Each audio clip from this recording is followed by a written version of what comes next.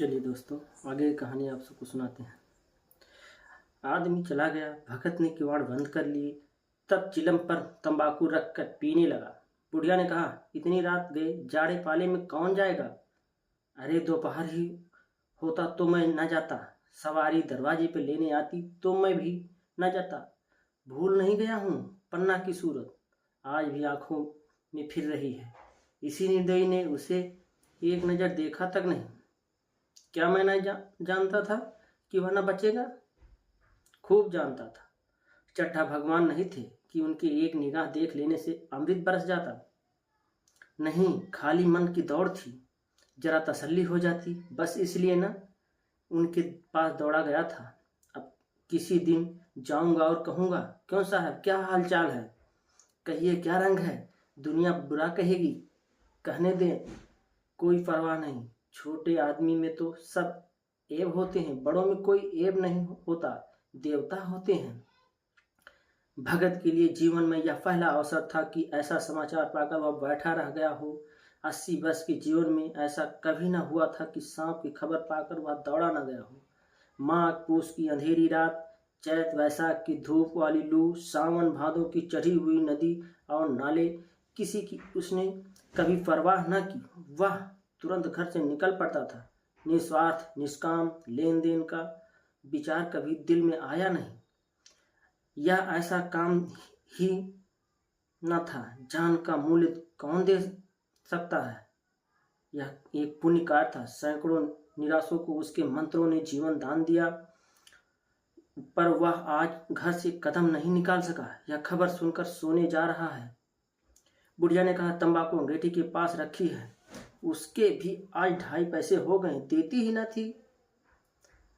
बुढ़िया यह कहकर लेटी। बूढ़े ने कुप्पी बुझाई, कुछ देर खड़ा रहा, फिर बैठ गया, अंत को लेट गया। पर यह खबर उसके हृदय पर बोझ की भांति रखी हुई थी। उसे मालूम हो रहा था उसकी कोई चीज खो गई है, जैसे सारे कपड़े गीले हो गए हैं या पैरों में कीचड़ लगा हुआ है, जैसे उसके मन में कोई बैठा हुआ है, उसे घर से निकलने के लिए कुरेद रहा है। बुढ़िया जरा देर में खर्राटे ढेलने लगी। बूढ़े बातें करते करते सोते हैं और जरा सा खटका होते ही जागते हैं। तब भगत अपनी लकड़ी उठा ली और धीरे से चल दिया। किवाड़ खोले। बुढ़िया ने पूछा, कहाँ जाते हो? कहीं नहीं, देखता हूँ कितनी रात है। अभी बहुत रात है, सो जाओ। नींद नहीं आती। नींद काहे को आएगी, मन तो चड्ढा के घर पर लगा हुआ है। चड्ढा ने मेरे साथ कौन सी नेकी कर दी कि जो वहां जाऊं?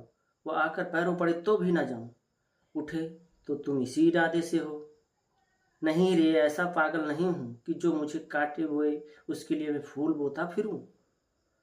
बुढ़िया फिर सो गई। भगत ने किवाड़ लगा दिए और फिर आकर बैठ गया, पर उसके मन की कुछ ऐसी दशा थी जो बाजे की आवाज कान में पड़ते ही उपदेश सुनने वालों को की होती है। आंखें चाहे उपदेशक की ओर हो, पर कान बाजे की ही ओर होते हैं। दिल में भी बाजे की धुन गूंजती रहती है।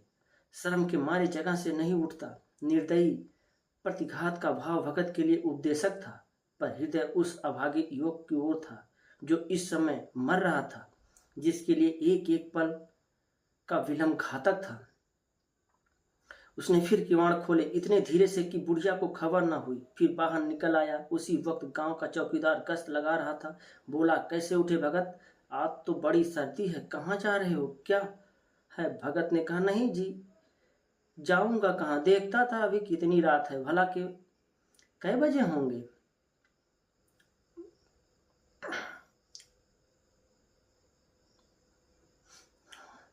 चौकीदार बोला, 1 बजा होगा और क्या। अभी थाने से आ रहा था तो डॉक्टर चड्ढा बाबू के बंगले पर भीड़ लगी हुई थी। उनके लड़के का हाल तो तुमने सुना होगा, कीड़े ने छू लिया, चाहे मर भी गया हो। तुम चले जाओ तो शायद बच जाए। सुना है 10,000 देने को तैयार है।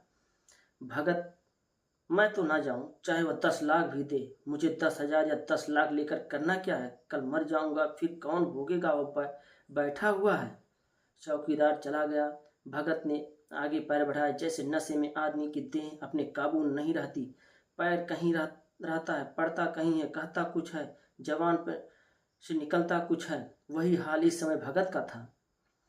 मन में प्रतिकार था पर कर्म के अधीन था। जिसने कभी तलवार नहीं चलाई वह इरादा करने पर भी तलवार नहीं चला सकता। उसके हाथ कांपते हैं, उठते ही नहीं। भगत लाठी खट खट करता लपका चला जाता था। चेतना रोकती थी पर उपचेतना ठेलती थी। सेवक स्वामी पर हावी था। आधी रात निकल जाने के बाद सहसा भगत रुक गया। हिंसा ने क्रिया पर विजय पाई। मैं यूं ही इतनी दूर चला आया। इस जाड़े पाले में मरने को मुझे क्या पड़ी थी। आराम से सोया क्यों नहीं। नींद ना आती ना सही। 2-4 भजन ही गाता। व्यर्थ इतनी दूर दौड़ा आया। चड्ढा का लड़का रहे या मरे, मेरी बालों बला से मेरा साथ उन्होंने कौन सा सलूक किया था कि मैं उनके लिए मरूं। दुनिया में हजारों मरते हजारों जीते, मुझे किसी के मरने से क्या मतलब।